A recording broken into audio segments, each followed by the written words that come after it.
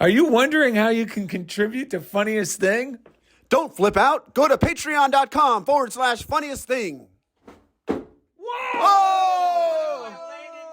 That would have been crazy. Welcome to the Funniest Thing, Oh boy. where each week we share stories about how stepping out boldly always leads to better than expected outcomes. Yes, it does. Thank God. I'm Darrell, I'm Ed. and we're broadcasting live from beautiful CHOBO Studios located in... Beautiful downtown Van Nuys. Love you guys. I almost forgot my routine. I know. Yeah, we had our little guy on the side of the stage, Indy. You're like, line. Our PA just poked me. Indy, how are you today? I heard you start talking. What are you doing? Doing great. Loving y'all. Hey, I'm noticing the whiteboard today. Can you read that, Darrell? Yes, this is not Funniest Thing with Old Lang Syne. It's actually Funniest Thing with Darrell and Ed, you goofball.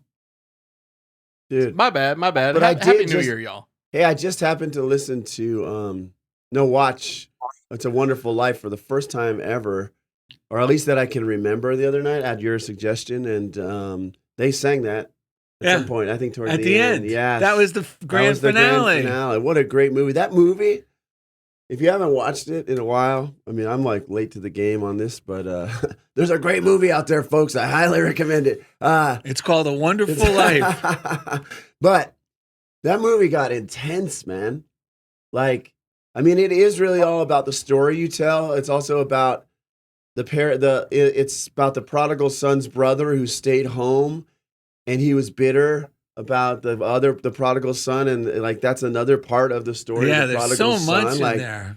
If we're gonna stay home and do our Father's bidding or God's or our inspired work, then we need to realize that I need to realize I'm doing that out of a choice, and that it's a blessing, and that's what he gets to see, that how much he blesses all of these other people. But man, that movie gets like seriously like Twilight Zone intense when in the scene where he the angel shows him what, because he's like, I wish I'd never been born.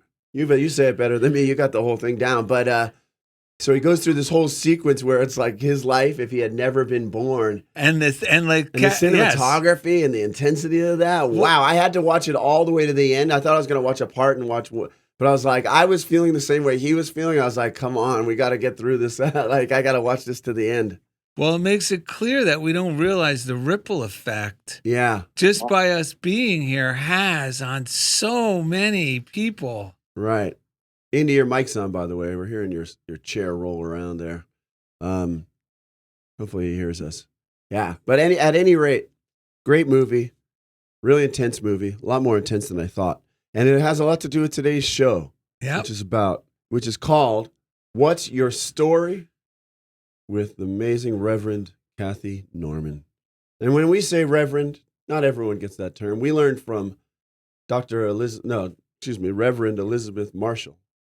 Dr. Elizabeth is what they called her. Is that what they called her? Yep. Yeah. She's one of the only people that I know that's not like a medical doctor that I don't feel bad calling doctor. Anyway, she, 90-some-odd-year-old metaphysician who actually handed the mental equivalents to Louise Hay. Louise Hay went on to turn that into an empire. But and never say that she actually got them from Ernest Holmes. She oops. But Dr. Elizabeth is the one who taught us that Reverend was originally a term of respect for that we would give to others, not something you would tack onto your own name. That's right. And you know who else said that? Butterworth. Nice. Yeah, and it makes a lot of sense because it's a way of respecting and loving someone who really practices and lives this stuff and blesses others as a result. I agree. So today's show is called What's Your Story? We have all told lots of stories, some of which empower us and others that disempower us. Many people have been stuck on a self-defeating story for so long that their lives are in a rut and they wonder why. Others have latched on to life-giving stories that keep making their world better. Any story that portrays you as a creative, whole, and blessed being, living in an abundant universe with infinite potential, is a worthwhile one to tell. On this episode, Darrell and Ed remind listeners that we have a choice about our story. So let's tell the one that takes us where we want to go. And during the second segment, captivating Cathy Norman motivates us to tell ourselves stories that give way to big, happy surprises with today's reading, Luck. Joyce Kramer, who's another great minister. Are we going to do our 3 breaths and then do we got a great Emmett Fox to cement this. Yes. And yeah, we got a few short readings. And I got a meditation from Cathy's mother, Nancy, about 24, the year of more. Yeah. Just a couple paragraphs that I want to read. Yeah, we got to read those. Yeah. So let's, Darrell was inspired by the great Reverend Ike this morning. Yeah, for our 3 breaths. Yeah, because Reverend Ike used to say, you can't lose with the stuff I use. We're going to we're going to use that, play with that, and we're going to do this. Here we go. Okay, you ready? Deep breath. I can't lose with the story I choose. I can't lose with the story I choose. I can't lose with the story I choose. Yeah. The angels. You know, the story I choose is so important because you might notice my voice is a little torched. I spent a lot of time with family. I was coming off of the tail end of the... You're not allowed to use the F word on the show, Ed. Our censors. Yeah. So that's right. So I came off of school the last week. People were coughing and wheezing and all the stuff. There was a lot of stress in the environment. Went straight into that, into all this, like, you know, the Christmas stuff and everyone planning and family flying in and a lot of insanity. I mean, forced family fun. And feeding too. Yeah. So, but I just kept blessing it. My affirmation was, this is the best Christmas ever. That's the story I kept telling myself regardless. And did really well, made my way through it. I mean, there was a lot, nothing really happened to me. A lot of stuff was happening around me. Finally, a couple days ago, I was at home alone. No one was around. And this little cold sore thing popped up in a weird way. And that in the past has typically come with a lot of anxiety about like me taking on other people's stress. Like it's a very specific thought, feeling conundrum that goes with that. And I just couldn't hold it in. I had like a primal, like, yell. There's no one home. And I like stomped my feet, like, all that energy needed to be released. And all that is to say, especially for us sensitive sorts, it's really important for me to realize, am I telling the story that I choose to tell, or am I internalizing stories that other people have told me? And it doesn't matter how long ago it happened, how long I've been believing those stories. If it's not my story, it feels bad. And sometimes that can be very hypnotic because I've been thinking it so long that I think, feeling bad is who I am. You know what I'm saying? I don't even realize it. That's why it's good to have other people around, like Cathy Norman, like Darrell, like Indy, like this show, these books, everything we read is a litmus test. Like, do I really feel good, or am I just having that false sense of I'm good because feel like I'm in control right now? Because when I'm really feeling good, I feel light, free, I laugh easy, I feel open, like to share with people how I'm really feeling without making it heavy. Just like today, I was saying, and this is a beautiful thing. You keep telling these stories. It doesn't matter. Like I was a little off kilter. I just kept blessing everything. And as a result, I stumbled on a great reading from Cathy Norman. Like, God never stops talking to me. And even when it's so tempting, there's so much crap going through my head that what's the use? It's like, I've been practicing it this long and I still feel this bad. It doesn't even matter. None of that mattered. None of that really stops the flow of the good unless I fully buy into that old story and shut myself down, right? Like Emmett Fox says, if I close the blinds and don't let the light in, the only thing that is the only unforgivable sin is if there's nothing God can do if I won't let the fresh inspiration in. And a lot of times it takes just willingness, the size of a mustard seed, whatever, a tiny little bit. And you got to really Darrell and I have internalized this. Think about that story when you're having a hard day. Like, if you are even willing, That's the mustard seed right there. That will, and that's all it takes. That's not Yes. that's not a hyperbole. That's all it takes, because through that tiny little hole, the water of life, the joy, will start to flow, and it will just burst the bubble of all that BS, bad science, and you'll start feeling good again. Yes, because we're getting on a new train of thought, and it's not. Yes, It's not by accident that it's called a train of thought, true. because we're talking about the story. We're not just talking about stories we're telling others. We're talking about the story that's always going on in our head. Yes. And whether you like it or not, that story becomes a train of thought. And that train of thought takes us where the feeling nature and the theme of that story is all about. And this morning every morning we recommend that you do a morning routine. I mean, it doesn't matter if it's just 7 minutes, because you have to get into a practice where you're applying this on a regular basis. And we like to set the bar low for our listeners and say, just get one of the books you've heard us mention, the morning readers, and take your coffee before your, if you live with kids and wife or husband, wake up a little earlier. Lots of our friends do it. I started doing this while I was in the military, so there's no excuses. If I could find the time to do this before duty with other people around me, the benefit is incredible, because this whole show is about our life is our consciousness, and it has more to do with how we think about ourselves and our circumstances than it has to do with all the busy activity we think we need to do to make our life a better life. Yes. So this morning I wrote to myself as part of my morning routine. I usually find some reading, and this is the great thing about doing a morning routine, because like Ed said, our mind naturally wants our bodies, the universe. It's called Universe One Song, meaning it's all united. We're all connected. That's how Charles Fillmore came up with the name unity, not as a noun, but it's a verb, and it's happening. So, and when he says universe, I mean, that's the meaning of the word. One song. Universe. Yeah. Like verse of a poem or a song, one. So like when people think that it's like hard, they're talking hard science describing the universe, they're using basically a metaphysical term. Yeah.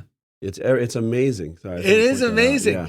And this is the amazing scientific part, that everything, the universe is always progressive and evolving. Yeah. It's not destructing itself. It's always growing and evolving, progressing. Mm-hmm. And every cell in our body has been doing this since the day we were born. Yeah. Taking care of us. And it's in harmony with this force. And for lack of a better word, we can call it love. But here's what I'm getting at. When you do a morning routine in the morning, even myself, last night I didn't sleep. And my mind was, when I first got up, I didn't get a good night's sleep, and I was looking forward to this show. Now look, it's not going to... And I go, nope.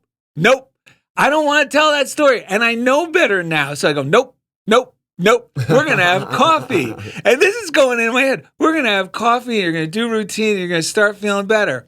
So good. And like Ed said, just a little mustard seed, just a willingness to not buy into that old story. And like I said, these stories are going on all the time with every little thing I'm thinking about doing, or you're thinking about doing.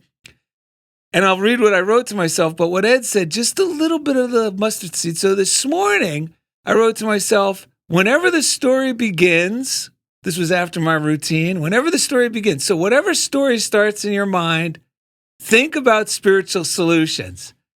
And just saying that, not even knowing what spiritual solutions means, it gets my mind open to a more affirmative way of thinking, a more hopeful way of thinking. And then to myself, I wrote this. I wrote, am I going to tell the old story of morbid expectation? Because that's seems to be the routine. Am I going to tell the old story of morbid expectation or a new story of joyful expectation? And it's kind of funny. I thought, well, that's pretty much the life of Jesus in a nutshell. Yeah. He came here as a new conception of God, one of love and forgiveness. Yeah. Instead of just karma, do this and you get the consequences. Yeah. So then I wrote to remind myself that I have a tendency to beat myself up. You're not doing enough. You should be doing more, this sort of thing, which comes from the belief that I'm not good enough as is. Right. And I know this, but that doesn't make the story automatically better all the time. So my mind started to think, after I'm feeling good now, a new story started that wasn't good, which was, well, you could have did this yesterday or this. And I changed, nope.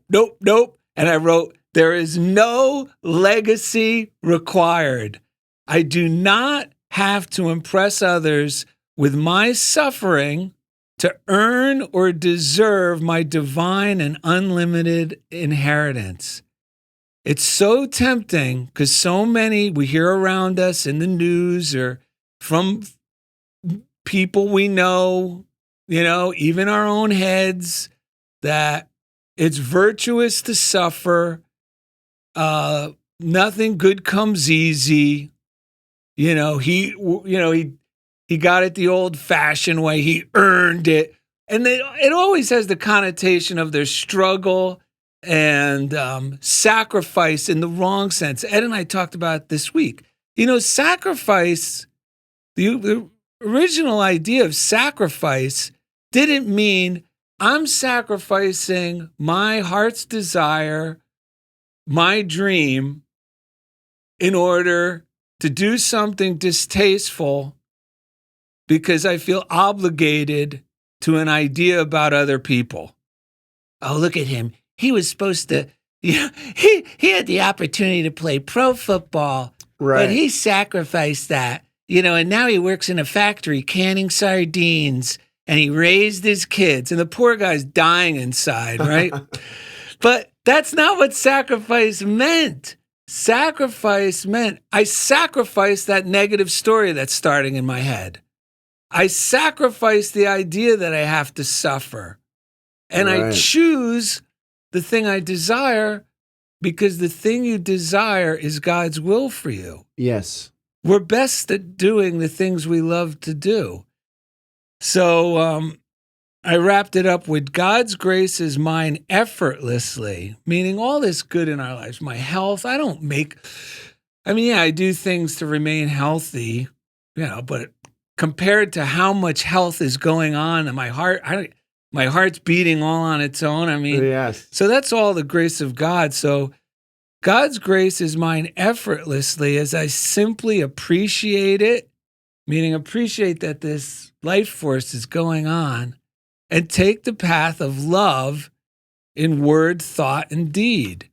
It's that simple. You're hitting on so many good things, man. It's because coming off of spending a lot of time around family, and there was times where I was hearing everyone's tell how they got this, and it was like it was hard to get this. It was hard and it was hard. For me, it was like tempting to feel like, well, what do I do? I don't even know what I do. You know what I mean? In that because you get short-circuited. Because by living by these principles, I don't know how it works. And I realized that that's the difference is a lot of people are looking for the how, and by tapping into this divine power, that's the opposite. Yes. I don't need to know how. I just need to know what it is that is within me that is wanting to be born and consider myself worthy of it. And my voice is our voice. I'm learning in my life, I'm almost 50, that my voice is so important. I feel like I was kind of in environments when I was younger where there was people telling me what was best for me. Now, what I like, the way I raised my son and the way I've learned to work with other people and the way loving people speak to me is I want to hear what their voice is. How can I encourage their voice? Because I know because I had to learn this the hard way, like you and me. We stumbled through it. Thank God. I mean, by grace, it was there all along, and we desired it and we found it. But I want to know, because I get parents calling me, they want me to work with their kid, talk to their young adult. And as soon as they start talking, I go, I already know what the challenge is. You think you know who they are, and you think you know where they should be. And you think, like, I don't say this out loud, but my mind intuitively, I can just sense it. So I'm so happy when they talk to me, but I always tell them, I'll talk to your kid if they want to talk to me. I'm not, but I can already tell the blessing has begun. Because no one else knows me but me, and no one else knows you but you. And that's the great freedom of this reality, is the story I tell. It doesn't matter if anyone else hears it. They will, especially if I keep singing that song and telling that story to the I am within, because the universe responds to that story. Well, that's the most amazing And here's the thing. That story of whatever that desire is, whatever that thing is, or whatever you feel good about, that story is the true story about you. Yes. Because the indicator is how good it makes you feel. We were just talking, a friend of ours' son, the son is an introvert. He's a young boy, and he just likes hanging in his room playing on his video games. And the daughter's more of an extrovert, like a people pleaser. Okay. So he had a few concerns, and I said, you know what? I could tell you. Oops. I said, my brother was an introvert. He just hid in his room with all the chaos that was going on when we were very young. And I was the extrovert. I was trying to win my father's approval so we wouldn't get, because he would blow his stack and this, super violent guy. I mean, it was like living with Tony Soprano. But my brother, I said, you know what? My brother, because he was choosing his own reality, he wasn't doing, like, I was choosing a reality with another person in mind. My brother was choosing a reality for his own self. Right. His own peace of mind. And, it seemed at the time he's not going to be doing, doesn't go outside. He just plays with his toys. Nothing is going to happen here. We're worried about him. Well, guess what, folks? My brother, and we were orphaned when he was still very young, and I had just turned 17. He has always chosen what he's wanted to do his whole life. He chose to join the Air Force because he loved the idea of the Air Force. He goes in the Air Force. He succeeds in the Air Force and decides, I want to get out now. I'm going to go work for the post office. Now there's no parents around to say, well, that's silly. And I didn't say that. So I was like, oh, great. So he works as an engineer. And then while he's at the post office, he goes, I want to be a postal inspector. He goes to college and becomes a postal inspector. I'd love to do fraud and all this and work with the banks, and all. And it's like, so who is the healthier person? Right. Who was telling a better story? My brother was telling a story that felt good for him. Yes. And, did my story feel good? My story felt good only because I was choosing a story out of self-protection instead of self-respect. Mm-hmm. Mm-hmm. But now, the good news is it's never too late to tell a new story. That is correct. And we respect ourselves by telling the story that feels really good. And we know the story. I just want to read one thing from Emmett Fox. Yeah, let's burn through that. I just want to mail, and yes, we'll get to see Cathy. Cathy. So here it is in a nutshell, folks. And if you have Around the Year with Emmett Fox, it's a great morning eye opener. Ed and I have been reading it for years. So the past few days are about what he calls the 7-day mental diet. And it's about really watching the story you tell yourself and avoid telling yourself the negative story. Right. And just bring your mind back to the affirmative story. So he goes, thought is the real causative force in life. There is no other. You cannot have one kind of mind and another kind of environment. You cannot change your environment while leaving your mind unchanged. This is the real key to life. If you change your mind, your conditions must change too. Your body must change. Your activities must change. Your home must change. Yes. The color tone of your whole life must change. And from Romans chapter 12, verse 2, and be not conformed to this world. That means the news or other people's stories. Yes. But be ye transformed by the renewing of your mind. That's what your brother did. And it talks about choosing the subject of your thoughts. And the key is not so much to try to use mental willpower to decide what's good for you. The key is to simply let go of the negative thoughts, the negative stories. And just to be clear, I'm just going to read what he says here. What is meant by negative thinking?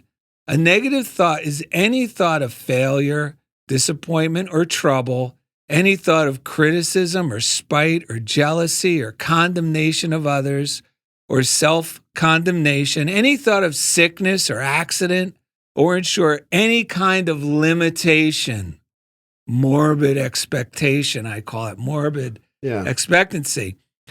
And don't let that panic you, because he wants to be clear here that it's just not to dwell upon those negative thoughts. You're not going to stop these thoughts, just like my example from this morning. But here's the key. It's not the thoughts that come to you that matter, but only such of them as you choose to entertain and dwell upon. Yes. So we got to jump off that train of thought as soon as it starts. No, I got the wrong ticket. Yes. And jump off that train.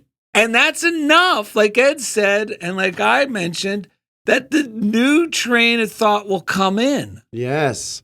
Cathy Norman actually has a book called Sermon on the Molehill, which we recommend. Here you go, if you can control that timer. And I just happened to open it today. This is what I was referring to earlier. Doesn't matter that my head was kind of not fully feeling the joy, but I just picked this up, had a feeling. She says, when you surrender your frustration, your anger, your resistance, then the divine plan God has for you naturally unfolds. Surrendering, just don't. I've been learning hearing a lot about the law of non-resistance. Yes. Don't resist it. Acknowledge it.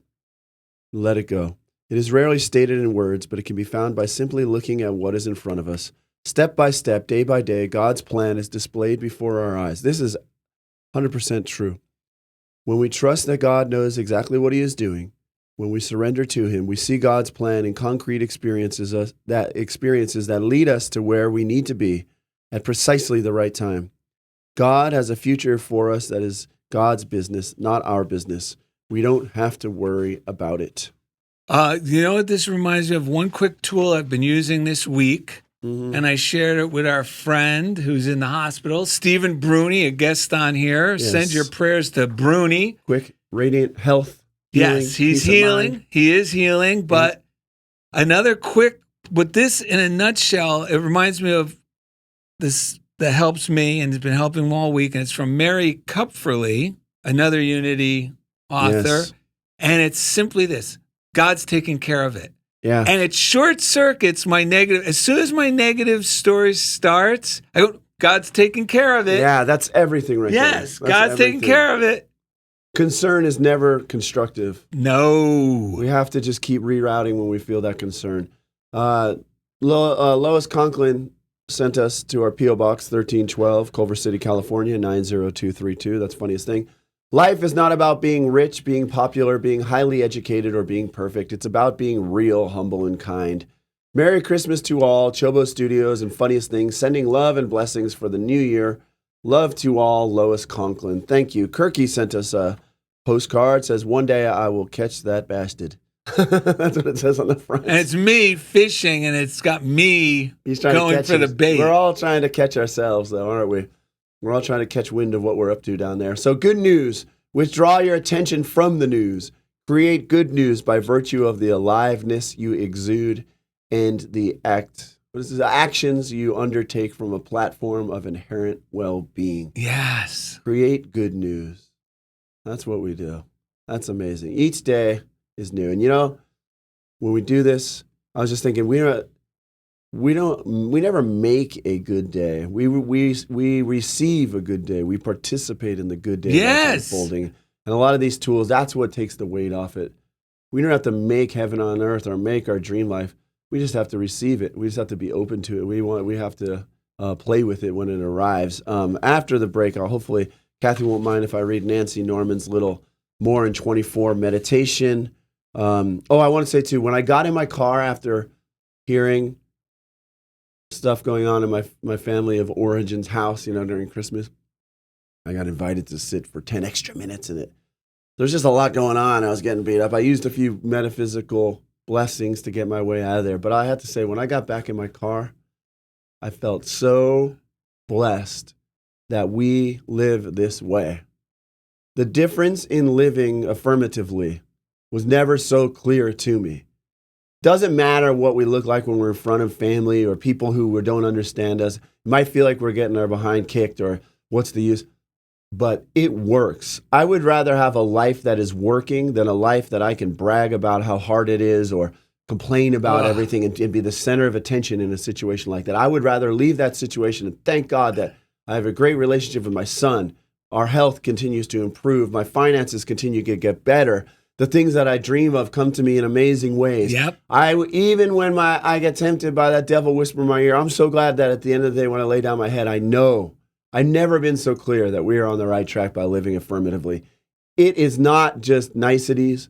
It is a whole different way of living that changes everything and is so worth it. So I'm glad that you are out here. For those who are contributing to Patreon, we thank you because it's helping to get this message out. Mark Hicks over at Unity. Cathy Norman is coming up next over at Unity of Santa Barbara. You mean Truth Unity? TruthUnity.net. But I mean Unity. He, to me, is Unity. Also, I agree with you. I had both in my mind, but to me, he is Unity. He's bringing the message of unity. He's keeping it alive. So thank you to everyone who's participating. Coming up next, captivating Cathy Norman motivates us to tell ourselves stories that give way to big, happy surprises with today's reading luck. Thank you for listening to Funniest Thing with Darrell and Ed from CHOBO Studios. That kid. You made it to the second segment of Funniest Thing with Darrell and Ed. And you're gonna be glad you will. Today's topic is... Today's topic? Oh, is that me? Yeah. Today's topic is, what's your story? What's your story with Cathy Norman? And right before we bring in our beautiful guest, we got two little things to read. One is from Florence Scovel Shinn. Yes. We always mention her. It's one of the first books I read. It's a thin little book, folks. You could hide it in your briefcase or your purse. It's called The Game of Life. And there's a set of cards of all the affirmations from that book, The Game of Life, that someone who sent these to me as a gift. It was one of our guests. It was the guest, the magician. Person. Sammy Smith. Sammy Smith, thank you. So here we go. Mm-hmm. It goes perfect with our show. The invisible forces are ever working for those who are always pulling the strings themselves, though they do not know it.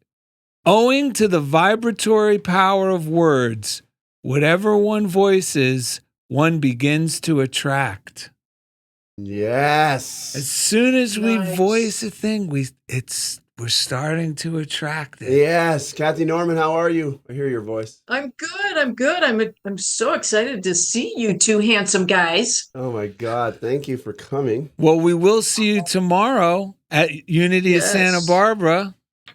Anyone who for our burning bowl service, we can just burn these stories. The old, worn out ones. The old ones. Yeah. Nice. Well, your mother sent us it was a text thread that you were on, and it was actually this was specifically sent to Michael Schoonover, our other friendly minister. who comes on the show and blows our mind with metaphysics. Tell them who her mother is. I'm about to. Nancy Norman. Yep. Yes. Sent us this, and she is claiming more in 24. I claim more in 2024. She's running for president. And Wait, 2000. Yeah, 2020. Yeah, 2024. I'm claiming more. That's what she said on the call. I'm claiming more in 2024. Brilliant. She's running for president as well. She should, man. She would be amazing. I know she should. Yeah, I claim more in 2024. I now baptize you in this coming year, 2024, as a year for your more and more greater good. 2024, the year of more. Your greater good has your name on it and is ready to land in your life, just as planes are lined up, orderly and circling, lined up in a busy airport, waiting for a signal from the tower to prepare for a safe, successful landing. The plane and the pilot, God, knows it is at the right airport and has its destined cargo for you. That plane is circling and awaiting the signal from the air traffic control tower to prepare for landing. You are the tower and the air traffic controller. Since we are baptizing 2024 as a year of more and more good, we are, as towers of light, signaling all planes for more of our greater good, that it is A-OK to now land. We, as towers of light in the Air Traffic Control Agency or the Desire Control Agency, have cleared all channels for the safe and successful delivery of all of our greater good. And all that good has our name on it. We are filled with a sense of zeal, enthusiasm, and expectancy as we move quickly with ease under grace to gate number 1. God, the good omnipotent. We are filled with gratitude and blessings. Love, Reverend Nancy. Wow. Amen and amen. Doesn't that make it Isn't that easier to fantastic? know all those planes want to land? They already want to land, and I just got to clear the runways, let them know it's okay. Come on in. Nothing more is required. Well, Let's do this. Well, the clearing of the runway is just keep deleting those negative ideas that come up. That's like sweeping the runway clear. Yes, and then when you feel good, say yes. Yes. Yes. Feed the yes. All right. I almost called you Nancy like I did last time, for crying out loud. So, Reverend Cathy, what would you like to share with us as we kick off this segment? I love this subject because I see stories as kind of like pockets, bundles of energy, if you will. And so you can kind of look to see, oh, I've got all these different bundles of energy, and which one am I going to plug into? Like you remember in the olden days where they would, take these wires, the operators would take these wires and plug into, Yes. oh, you want to talk to so-and-so, I'm plugging you into that. And it's kind of the same way. I love how you described Darrell, where it was like, okay, you had a bad evening, didn't get much sleep, and you were just about ready to plug into the bundle of energy of this is going to be a sucky day. But no, you didn't. I'm plugging into this version of myself. Yeah. This is the story.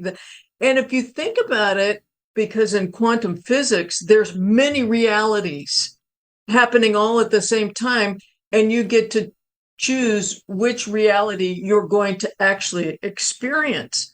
So I love this whole idea of stories, because the other part of it is that Jesus was the master storyteller. And this is the way I interpret it, is that, he could read an audience, kind of read their energy and take that energy. And by telling a story, he could plug the whole consciousness into another reality, into a whole. That's why storytelling is beyond important. And on Sundays, I like to tell stories only because that's how people can plug into another energy rather than me just going blah, blah, blah, blah, this, blah, blah, blah. That's why your stories are so great, because you're coming from, this is what happened to me. And people go, oh, yeah. And you've taken other people with you and plugged them into a whole other story. Does that make sense? Yeah. Yes. So that's why I think Jesus was just like a master when he was teaching, because basically, everything's neutral anyway, and then you attach your meaning to it, right?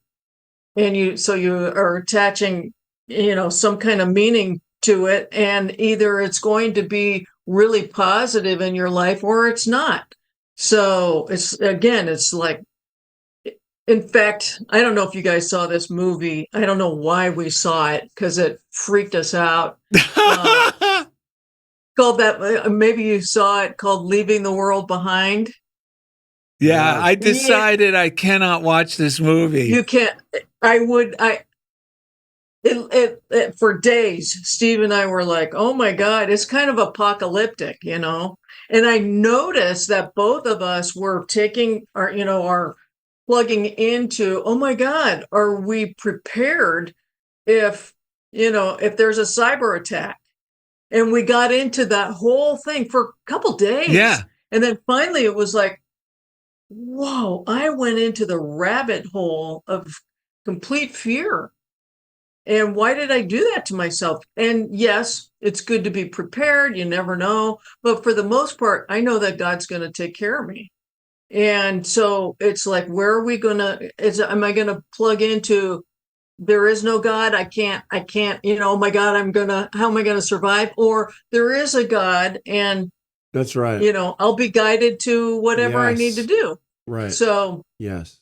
Anyway, that's my 2 bits. Well, I'm glad you shared that because I know this for myself for many, many years. And Ed and I talked about it too with each other because he feels the same way. Movies are stories, just like Jesus telling a story, and they're filled with so much emotion, with the music and the suspension of disbelief. You're really in the story. And if I see a story, like I know myself, like if it's a horrific story, for like 3 days after, I'm hungover. I'll catch myself going on my walk, and now I'm already thinking, recreating a scene in that movie that I don't want to be reliving. So I really have to be mindful. And this is the part I don't understand about myself, but I think this is part about being human, because I think most of us do this from the people I talk with, is why is it so difficult for me to choose the movie that I know is going to be corny and loving and fun and happy and make me want to be a better person, as opposed to, Liam Neeson taking down human traffickers and Taken. I mean, it's like, well, I know which one's going to give me a good hangover or a bad hangover. And it's ironic that we're talking about, but when I'm watching documentaries that are positive, I get a great night's sleep. The next day I wake up hopeful. And anytime a little piece of that movie comes in my mind, the hopeful, joyful one, it reignites my will to want to continue to be a better person like that character was. Yeah. And last night I realized how potent movies are. So I watched a really positive documentary, and then afterwards, I still wasn't tired. So I go, I've never seen this movie, 1987, Malone, with Burt Reynolds. Burt Reynolds. Did you ever see that thing? No, but you told me. You told me Malone's positive, but I can't stand the toupee. I don't know what this movie was, but that's what you texted me. Oh my God. No, I said it was a good movie. So it's this action movie with Burt Reynolds. But for some reason, I couldn't stop seeing like that bad toupee he had on. I started feeling bad. Why are you wearing a toupee? You're a handsome guy.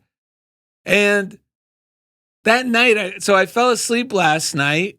And in my dream, I'm hanging out with Burt Reynolds. I'm with Burt Reynolds. And it's the Burt Reynolds, the 70s, cool, like the 80s, early 80s Burt Reynolds. Who's like, I'm, hey, You know, that Burt The Norm Reynolds. Macdonald Burt Yeah, Reynolds. yeah. So I'm like, we're talking. I go, yeah, but why? He goes, yeah, the director really didn't do the best with the directing of that movie. And I said, yeah. And I said, what about the toupee? Why are you wearing the toupee? And he goes, well, maybe you should get a toupee. And I said, I don't know if I look good with a toupee. He goes, well, if you get the right one, you'd look good with a toupee. But then he takes off his toupee, and I was amazed that, like, he looked like a young Jan Michael Vincent for some reason. This is how crazy it was. And I was like, and my head was scratched because he walked away to go do something. I go, wow, he's a really good-looking guy without his toupee. But this is how stories affect us. Yeah. This whole nightmare I just told you on the air is to drive home the fact that not only the stories we tell ourselves, but the stories we choose to read or watch, or they listen to from and- other people. yeah, and that's why the news is not a good drug of choice. Yeah. The news, Right. I leave the news to people who enjoy the blues. And you know what? Everything I need to know, I end up finding out. Meaning, if there's going to be a rainstorm, I didn't have to watch the news. Someone told me, oh, there's going to be rain this week. Or have you ever noticed? Oh, yeah, like of course. every little thing, Yeah. if traffic has been diverted, someone will happen to tell me, oh, well, you're driving to Santa Barbara this weekend? Well, you know, traffic is diverted. You might want to, oh, thank you. And it's always been that way, folks. But to watch the news is like watching horror movies. Because here's the thing about the news, and this was told to me years ago, and we don't always believe it, but the news is the exception, not the rule. It's the exception, and that's why it's so seductive, because it's not what's going on for the most part in history. Because people say, oh, yeah, but what about history? This bad thing, this bad thing. I go, yeah, but take all those little bad things and push them together, and that's only about a paragraph compared to the size of all the centuries of human existence that we're talking about. Yeah. And it was a Marine when I was in the military where I was like, oh, my God. He goes, what's wrong? I go, well, this thing in the news. He goes, Fazaro, you know what the news is? It's the anomalies. It's not the norm. It's the anomalies. It's not the norm. Yes. But when you're just watching the news, your brain tells you that's the norm. That's going on everywhere. Even if in your own life, in your own neighborhood, none of that's going on, my mind starts preparing for when it's going to go on. And that's the problem. And that's why I got to keep taking my mind. Tell yourself the story that feels good, because the feel-good story is the true story. Yes. And if it feels bad, it means it's not true. Yeah. That's why it feels bad. Just like when you get injured, it hurts, so you take care of it. If the thought and the story you're telling yourself feels bad, Ed's wife came up with the best thing, and I used it last night. I started to think something bad, and I told myself, this feels too bad to be true. Good. I love it. Yes. And my mind, and you know, yes. well, along those lines, you know, they found that that there's like this little adrenaline rush that happens when people, you know, watch negative stuff, and that's why it's so addictive. It's like they need the next, you know, and 24-hour news. There's people that watch it 24 hours a day because they're getting that little rush. Yeah. So yeah, and you know, to detox from news. I don't know if you've ever had to do that, but it's just like detoxing from a drug.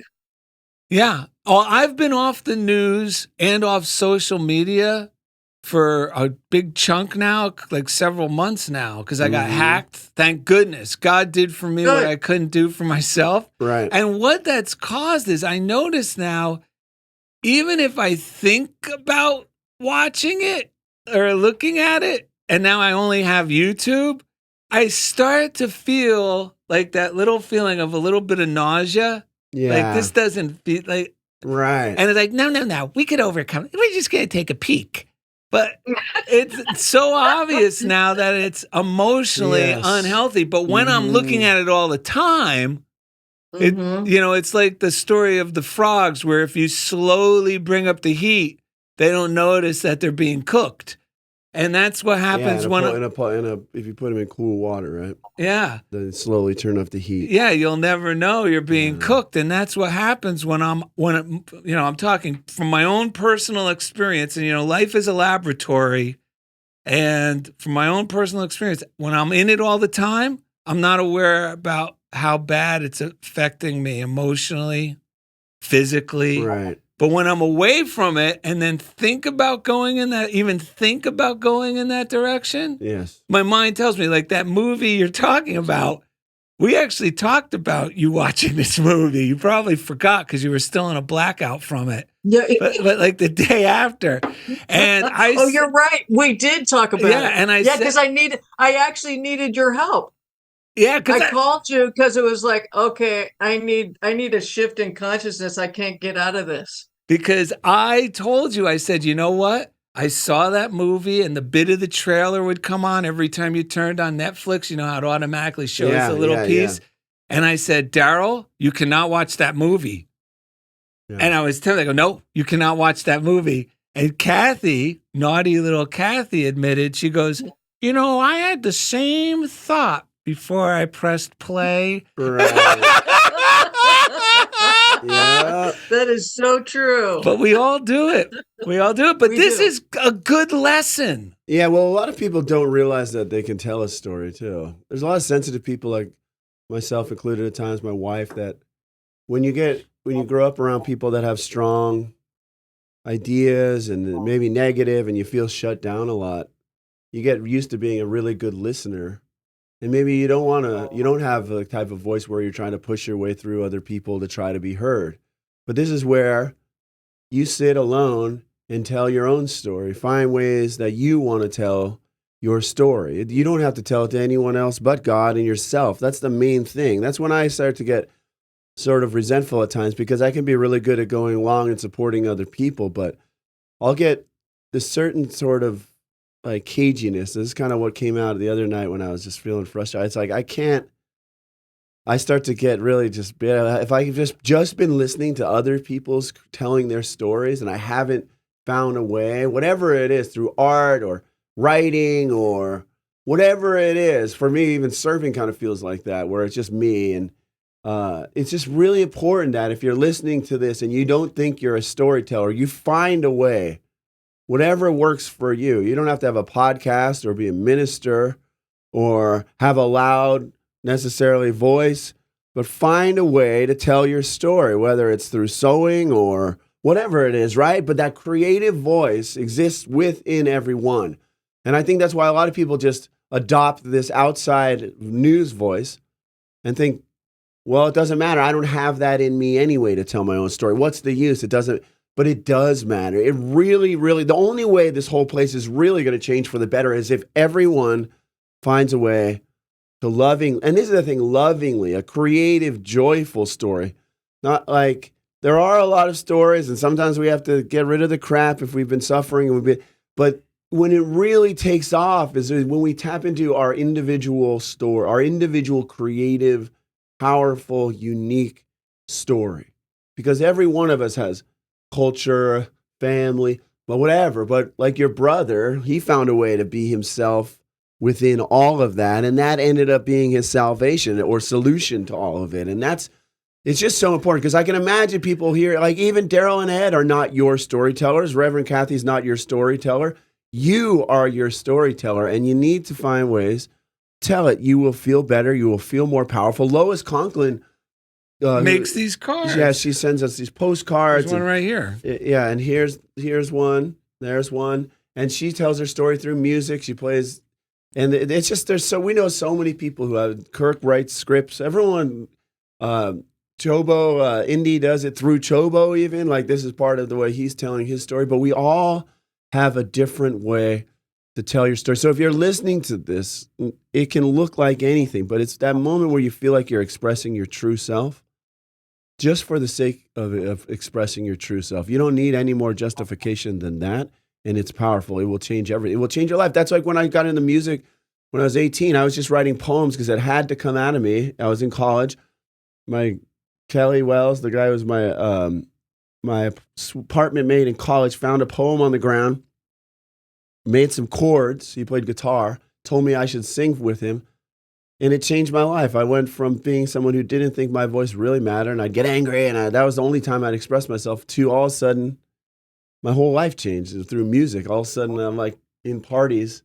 You know, I've talked about it before, but it's profound when we just open a little way for that light within us, which is unique in every individual, to come out, which is why I like with my kids that I work with or whoever I'm working. Again, I try to listen for where is them that they're not letting out. Once you start letting yourself out, everything transforms. There's no limit to what good can come to you. Yeah. I love that. There is no limit. Yeah. Not at all. Yeah. And we get to choose it, right? Yeah. We're constantly choosing. Constantly. Right. Yeah. Right. I love it. And it might start out, if you're out there, because I know people too, I talk to them, I don't really want to get angry. I'm like, if you're angry, just admit you're angry. That's the beginning. You right? got to tell the truth about where you are right now. Otherwise, you're packing the musket. It doesn't mean you're an angry person, Right. but there's not a person on the planet who does it. Like, you know. Jesus got angry. Yes, he did. Oh, yeah. Remember, the word nice means to play dumb, really. The origin of it was dumb, stupid, to play dumb. To play dumb at your expense. At your own expense. Like, oh, I'm being nice. You're not being true to yourself. Kind and true to yourself, and it's not benefiting anyone if being nice means just playing along with a whole bunch of stuff. And remember, you can use non-resistance. You don't have to hang out with people and try to force yourself to change them, but be kind enough to yourself to admit, this feels like hell. I got to figure out what it is. Spend some time getting to know yourself. What is the solution? The solution is probably way better than you're even imagining, but it resides within your own heart, and you have to find it because it's unique to you. It's unique to everyone, but you know it when you feel it. Yeah. And you know, with this new year, it's such this whole subject is so beautiful to have, you know, right before New Year's Eve, because we want to let go of those stories. And, you know, as you guys mentioned, tomorrow at the church, we're doing a burning bowl service. And what that means is you just write down the things that you want to let go of from the 2003. And last year, this one woman came up to me afterwards, because then you burn the piece of paper. It's a whole ceremony. She said, you know what? I burned my husband in there.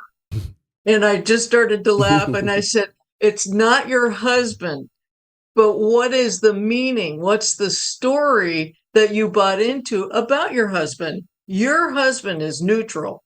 You know, so yes, he may have done some things here and there. Maybe, you know, the divorce didn't go as well or whatever. Yes, but those are all stories. And what is it in the story that you want to let go of? Is it betrayal? Yes. Is it, you know, is it anger? Is it resentment?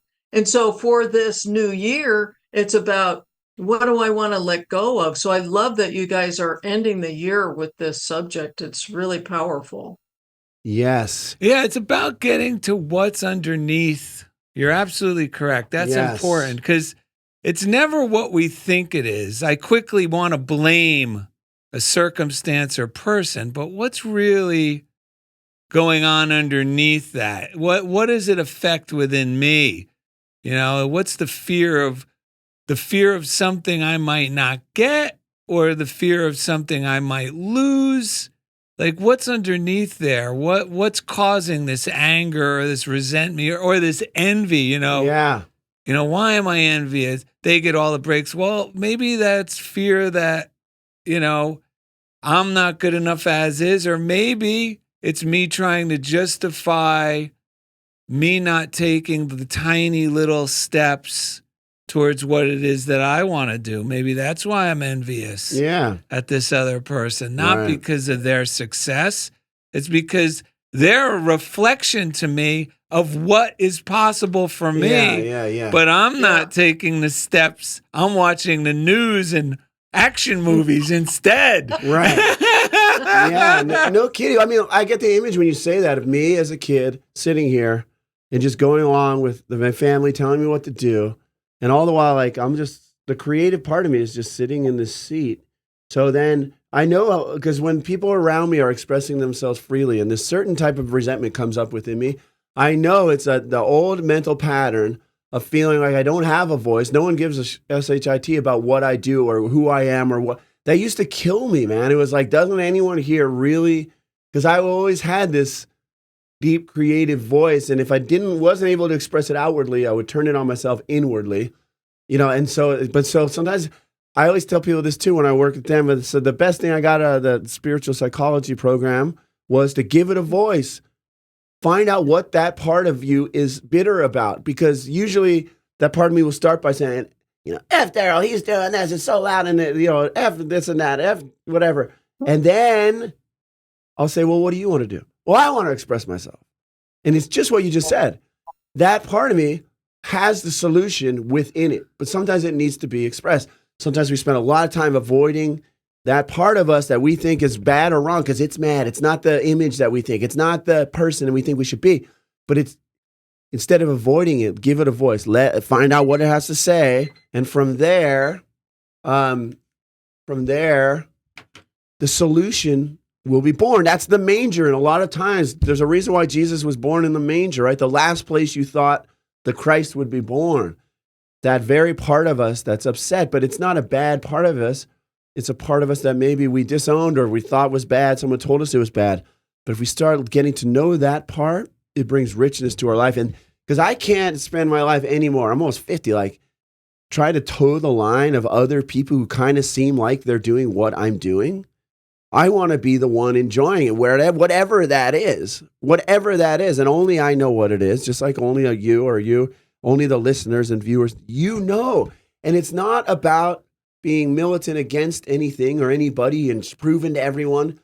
Through these practices of love and non-resistance and self-expression, these healthy things, affirmative thought, like Darrell is describing, like you would never guess that Darrell didn't sleep last night. I would never guess that. If he doesn't tell me, I forget it. I go, oh man, this guy lives this stuff so much that he never, but then he goes, I found out that 10 minutes earlier, he was feeling like hell, but he chose to embrace an affirmative story, an affirmative knowing and tell that story. And so I just want to encourage everyone out there.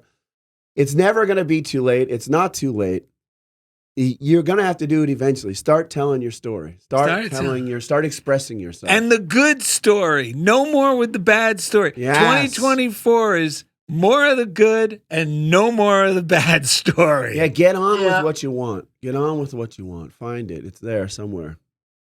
Yeah, and you can have more of whatever you're focused on. So I love that it's more in 24 because you really have to be aware of, wait a minute, what is it that I want more of? Because I'm plugging into a story that I could get more of. Yeah. Whether it's the bad news or whatever, I'm creating my future by plugging into that. So it's not like you just said, Darrell, it's no more of that, but more of what is it that I want? How do I want to be? Yeah. It's almost like stepping up. For me, it's like the other night I woke up in the middle of the night and all the stress for a moment just parted. And it like all the stress and all the stories that went with it were just gone. And that's at that place is the only time I really know who I am and where I'm going. Mm-hmm. And I have to, so it's a far more like gentle process, and I have to keep, because I've delved into the heart. So I've done a lot of different things, but now it's just like, Ed, there's a totally different you, a totally different reality waiting for you. And it's easy. It's just find some good thoughts, find some things that, because they're on a totally different frequency than that old way of thinking, but they're there now. Yeah. It's just a different frequency. So tune in. And I just have to admit, it's all in me to do it. It's all like, there's still patterns in me that are like, want to keep active, that are a lot more like the people I want to judge in my family, where they're this only difference is I'm just going to keep making a nice, easy new choice. This week I got invited to a Palm Springs surf club out of nowhere, a brand new wave pool in Palm Springs. I FaceTimed Darrell. It's beautiful, right? Like clean blue water. Wow. The most amazing thing ever. They can change the shape of the wave to be an A-frame that they call it, or you roll into a barrel. Or it's just like, it was way bigger than I imagined it would be. It was way more like a real ocean wave than like the whole thing was mind blowing. But it was so overwhelming that morning, the only thing I set my attention, I'm just going to love the 5 other guys I'm with. I'm not even going to worry, what am I going to get out of it? How am I going to, I'm just going to love and bless them. And as a result, like I connect the most friendly, loving staff that worked there were so encouraging, and they gave me some tips, and I ended up having a really good time and like doing better on this new situation than I would have if I had tried, right? Like I just blessed it. I opened and I became friends with every person there, because some of these guys I had, oh, that guy's this and this guy, and I was like, no, I gotta love these guys. And I even stepped out boldly and prayed with my buddy Dylan, who was with me in the Del Taco beforehand, and I've never done that before. And man, it really paid off. I just had the most amazing experience, like of bliss, like a bliss. Like, how did they create this thing? Like you said, the water's so blue. The guy on the inside who was working there, like I said, gave me one little tip, and it's because I wasn't in know-it-all mode. I just said, you know what, I'm not even gonna think. I'm just gonna do what he said, and it worked. And yeah, so it was just heaven. The drive there and back took no time because we were flying high. My buddy got some videos from it, and it was just, but it was, again, this happened to me yesterday. I was so overwhelmed by all this family stuff that it started to feel like I got to change all these people. I got to do so. Like I was getting beat down by this feeling like I got to do all this for everyone. And the voice inside told me, just remember, Ed, all you got to do is become receptive and see the God that's already there in everyone. Drop the stories about anyone else. Like I was hanging out with Darrell and Krista McAvini yesterday, or a day or two ago, and I said to myself, I don't know who these two are. These are 2 amazing artists. I get to hang out with artists. This is amazing. It changed my whole, like, just keep dumping every story. My wife, I don't know who this is, an amazing designer who we live in this beautiful house. She's, like, take that approach and know it's not a hard road. It's the easiest road, because the God that we're seeking is already in everyone. And by knowing it, like Darrell's the king, is by knowing it, you say one thing to someone, and all of a sudden they sound like they've been studying metaphysics their whole life, because most people don't even open the door for them to talk about it because they assume they're a certain way. So we have to dummy down, and when we do, we will draw the God out of every situation we come to. And most of all, I'll realize I'm already here. I'm already in heaven. All that fighting and all that angst is just taking me out of it. It's already here. This is weird. That's what this is, right? We're not talking about making something new. We're talking about tapping in and harnessing and expressing the stuff we've always wanted to express. It's always been here. That's the beauty of it. It's always been here. It always will be here. So how soon are we going to join the party and let it come through in whatever way it wants to come through us? Because sometimes you're so like charismatic that I start finding myself thinking I need to say it the way Darrell says it, which is awesome, because in some ways as a teacher, when I need to say something new, I go, how would Darrell say this? But there's other times where I have to say, well, how, now to take the next step, how does Ed say this? How does, you know what I'm saying? Does that make sense? Yeah. It's like, by doing that, then I'm able to be a better friend to Darrell too. And it's like a dance that we're all teaching and learning from each other. So, yeah. You know, I'm glad you brought that up.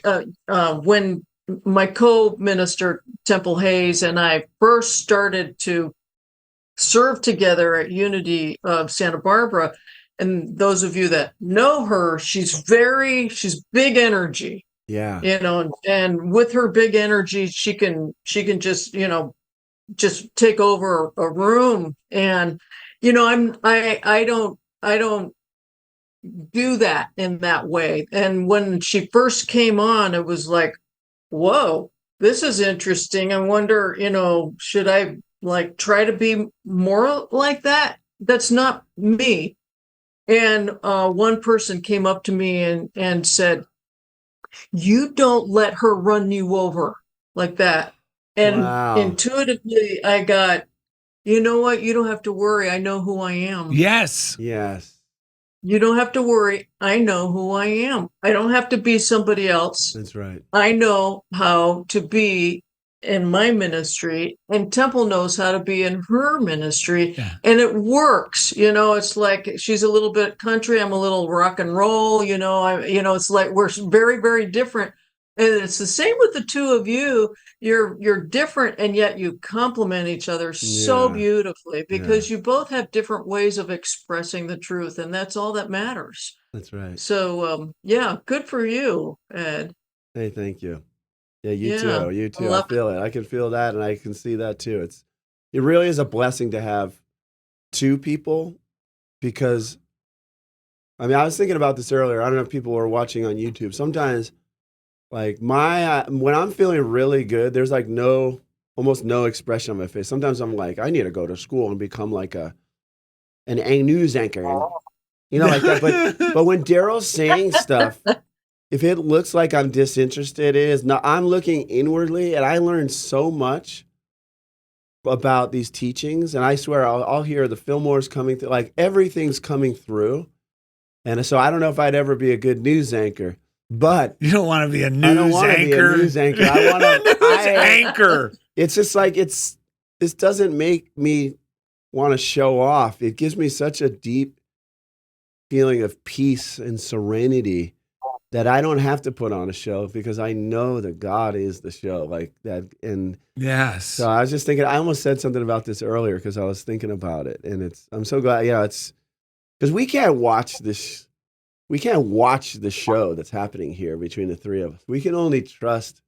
It's an inner thing, like I learned that when I played music, and I'm getting back into going out, and it's like I learned this trick when I would go out on stage. I would like touch the microphone and really look at it, like with nothing in my brain. And in that moment, like I'm dropping all show and guard, and then everyone's attention is welcomed into where my attention is, and it like silences, and then we're all connected in this weird little like meditative moment. And then I perform, and I don't feel the pressure to put on a show. Like I'm not trying to avoid the people. I'm not trying to overly win them over. We're just all together, And to me, that's what this is. There's so many spiritual teachers that it's a show. They want to sell books. I don't want that. I want to live in a state of unity, because it is the only true reality. I don't want to miss it and die and go as I pass back into heaven, because no one goes to hell. It doesn't exist. I can guarantee that 100%. As I leave this place, I don't want to be like, oh my God, I missed the whole thing because I was, you know what I'm saying? I want to live it now. And to live it now it's mysticism, it's magic. It's because it's easy to see it in a movie when there's a soundtrack and there's all the camera angles. But it's like, I always thought, how can I, because I watched a lot of documentaries about musicians, it's like, how can I live it and enjoy it now? That's what I've always wanted to do. And that's what this stuff helps me to do, is to tap in and be blown away by the magic that happens. Well, Cathy, are you want me to read Luck from and Joyce? It's on my phone. I'm not texting. Oh, that's okay if you were. I like your big orange case. Yeah, festive. This is from. It was on sale, and I didn't know what kind of phone I had, so I thought, well, this fits. It fits perfect. It suits you too. Yes, it's Thank great. you. It's great. This is from Joyce Kramer. Yes, and it's luck. I give thanks for your power within me that assures success in all my undertakings. Do you believe in luck? Did you know that what seems to be a lucky break is actually a receiving of what we have asked for? Nothing happens by chance. Whatever comes to us is the direct result of our asking and our belief. With our attention centered on God within, good is bound to come to us. The focus of our thoughts will show up in our life and affairs. Many people bemoan the fact that Lady Luck does not smile on them. They claim life is always shortchanging them. Nothing good ever comes to them. There is a pattern of failure throughout their affairs.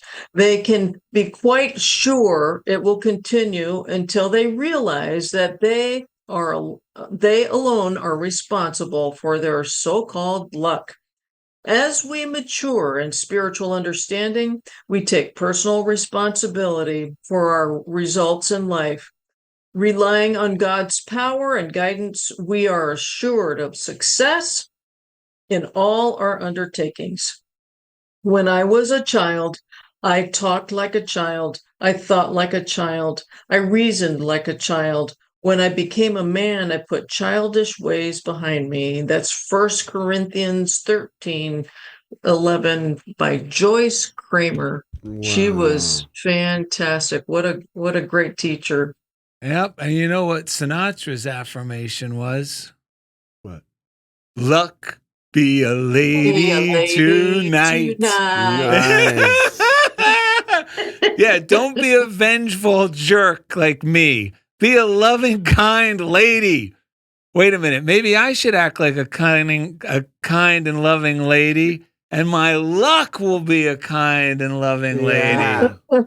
You know, when I was There you go ahead. go. When I was stressed the other night and like cold sore and all that story I told you, when I was laying there, I used the Byron Katie thing where you ask questions. The thought in my head was, I feel awful about so many things. That's what I saw, because I was like, what's this thought? And then I said, is it true? And at first it was like, yeah, it's true. And it was a crazy thing. Like China's going to take over. It was the United States or something. Like there was something crazy. But then I said, is it, can you prove that it's true that there's so many things you feel awful about? And then as I did, I relaxed. Not really. I can't prove that it's true. There's almost seems like there's a couple weird things in my head. And then, how do you feel when you think this thought?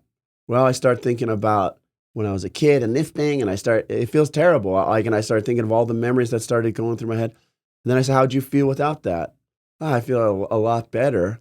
So then you turn it around, and I said, I don't feel awful about so many things. And I realized that's true. It's only a couple weird things that are, and then I said, I feel great about so many things, to turn it around even more.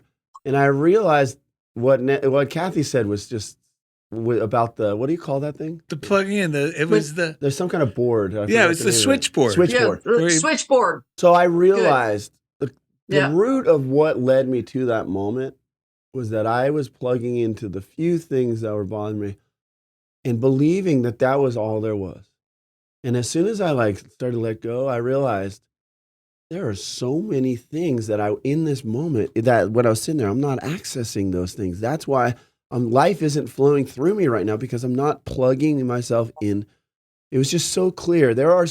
Anyone out there who's struggling with these things suck your attention. You got to pull. It's not sacrilege, no matter who's going through what around you. The only way you can really bless them is to pull out of the problem and admit there are just millions of things going well in your life. Start simple, and just even when your mind's going to resist, thank God we're at CHOBO Studios, this table. Thank God I have friends like you all. Thank God my wife, start. Yeah. Because you know what? As soon as you start doing it, there are so many more, infinitely more things to feel good about. So that's our story. We're sticking to it. We do have a story about you, Cathy, that goes right along with this theme. Also, unitysb.org. Tomorrow is Sunday. Cathy will be manning the ship for the Burning Bowl ceremony. unitysb.org. There's a live stream where you have to watch it live. Yeah, December 31st is the date we're talking about. Yeah, and you can even go there for the week after. It'll still be in the live stream. Or you can go to YouTube, Unity of Santa Barbara. And I think it's under the live tab where you actually find the sermons and such. I highly recommend it. Cathy's services are medicinal every time. We're like, you're our Led Zeppelin. Did you listen to the new record? And we literally make sure we remind each other. She's my go-go. She's my go-go. There you go. Yeah, actually, that's it. They're a lot more attractive to me than Led Zeppelin. I love it. I agree. But for a moment, I started thinking about Robert Plant, though. There's someone out there in those tight bell bottoms.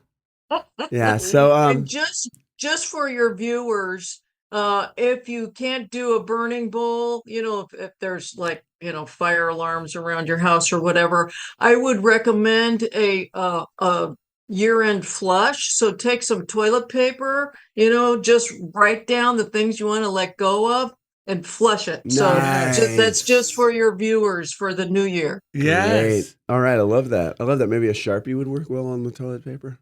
Yeah. anything works well on toilet paper.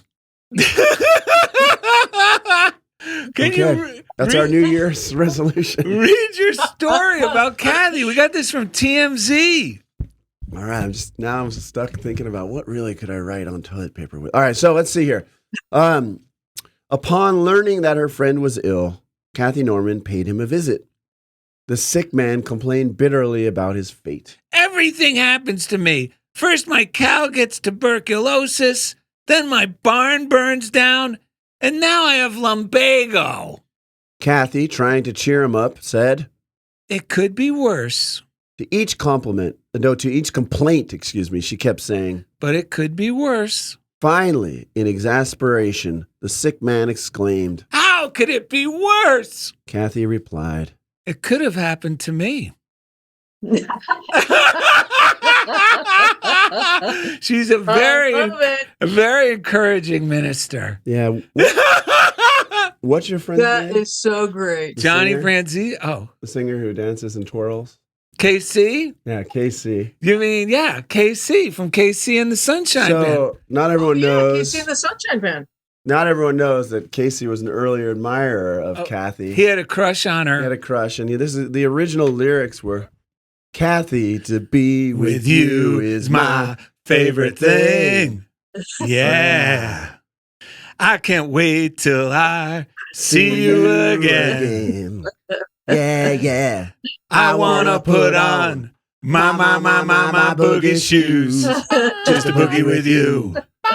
I want to put on my boogie shoes just to boogie with you. Visit DarrellandEd.com. Cathy Norman, we love you. UnitySB.org. I love you guys. To find easy language. 2024, the year of more. Thank you for being a part of Funniest Thing with Darrell and Ed. I want to do it till the sun comes up. Yeah. And I want to do it till I can't get enough.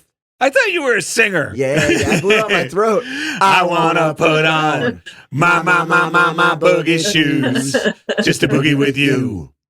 I want to put on my boogie shoes just to boogie with you. Burn no. $500. Really? See, $200 for you, sir. $100 for you. What the heck? Oh, no. $100 for you. No way. Are you serious? Yeah, I'll give you $100. Let's see what's on there. Of course. Thank you so much. Yeah, When you record your podcast at CHOBO Studios, you're helping people in need. Here at CHOBO, we take a bold stance on helping the community by giving away 10% of all revenue, not just profit, to kind, hardworking people in the streets of Los Angeles. And thanks to all these wonderful podcasters, we've been able to give $1,400 this year alone through our kindness initiative, CHOBO Kindness. Brought to you by CHOBO Studios, LA's premier podcasting powerhouse. Follow for more.